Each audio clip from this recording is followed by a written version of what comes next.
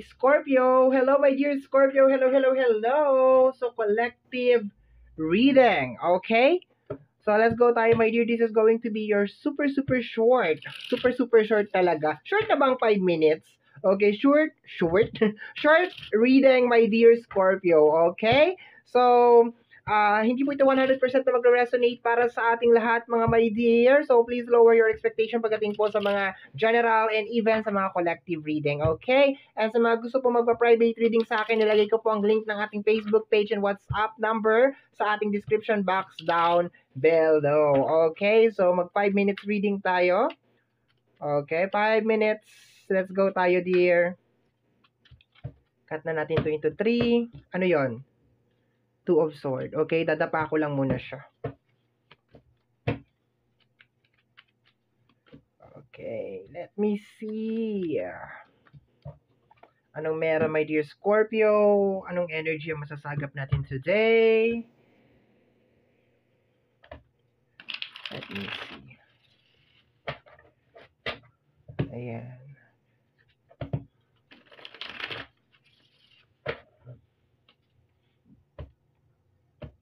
Let's go, dear. Let's go, let's go, let's go.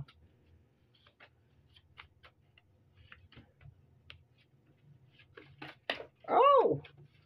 Okay, ayun. May dalawa na. Okay na, kompleto na. Parami kasi ng parami tong customized card natin eh. Nahihirapan na akong i-ano siya. Di magtatagal talaga. Hindi ko na kayang hawakan yan. Okay, so let's go tayo. We have here the 2 of sword and we have, nagsisisi ako na iniwan kita at hindi ko ito kayang aminin. Okay. So, ang nararamdaman ko, my dear Scorpio, hindi ikaw to. This is not you. I can feel na parang merong tao na parang nagre-regret siya, my dear, na iniwang kanya. Pero parang hindi niya maamin. Bakit ko nasabi, my dear, na hindi ikaw? Because you are a water sign and sword to. Kung naging cups to, there's a tendency, my dear, na ikaw to. Pero I can feel na hindi ikaw to. Posibleng energy to ng Gemini, Libra, and Aquarius, pero hindi ko kino-close, my dear, yung ibang zodiac sign, okay? Nagsisisi siya, my dear, na iniwan kanya, pero hindi niya maamin, my dear, na mali yung kanyang desisyon na iniwan kanya, okay? So, let's go tayo sa next card. Teka lang, may makate. Tago lang tayo. Okay, we have here the 6 of Pentacles. Okay, we have here Taurus na girl. Okay? So, kung meron ka, my dear, karelasyon na iniwang ka na Taurus na girl, okay, nagsisisi siya ngayon, my dear. Okay, nagsisisi siya, my dear. Okay? At ang reason kung bakit siya nagsisisi, my dear, kasi there's a tendency na naging very helpful ka sa kanya, okay? Talagang naging, pero hindi ko kino-close, my dear, yung ibang mga zodiac sign. Everybody's welcome sa reading natin. Pero meron lang talaga ditong Taurus na girl. So, just in case, my dear, napanood mo to, tapos ang nang iwan sa'yo is Taurus na girl, nagsisisi siya, my dear, na iniwang kanya.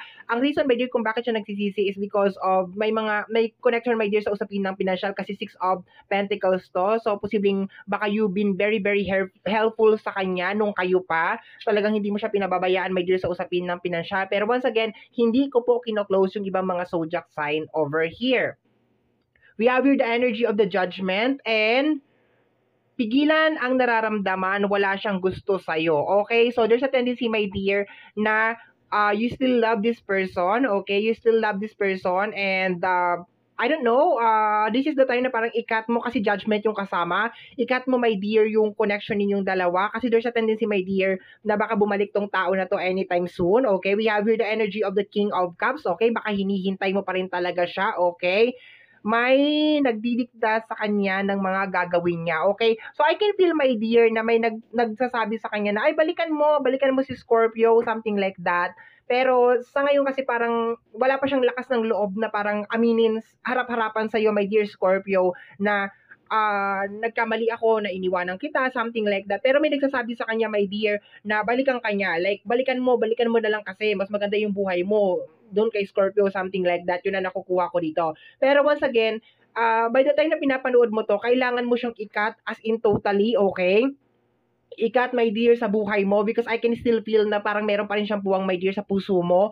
Kailangan mong pag-aralan, my dear, na ikat siya ngayon para by the time na mag-decide na talaga siya na gusto niyang bumalik sa buhay mo, talagang hindi na siya makabalik sa life mo, okay? Kasi I can feel, my dear, na pinaka-goal niya kung bakit siya babalik sa buhay mo is connected, my dear, sa energy ng pera or more on money because you're a good provider. Talaga nakakapag-provide ka sa kanya or natutulungan mo siya financially.